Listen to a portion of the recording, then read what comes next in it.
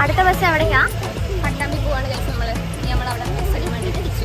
Okay, കുറച്ച് നേരം ഡിസ്ട്രാക്ഷന് വേണ്ടിയിട്ടാണ് ഞാൻ ഞാൻ ദൃശ്യം 1, 2 കണ്ടിട്ടുണ്ട്. പക്ഷെ അത് എന്ത് സൂപ്പറായിരുന്നു. ഇതെനിക്ക് ഇത് എന്ത് സിനിമ അത്.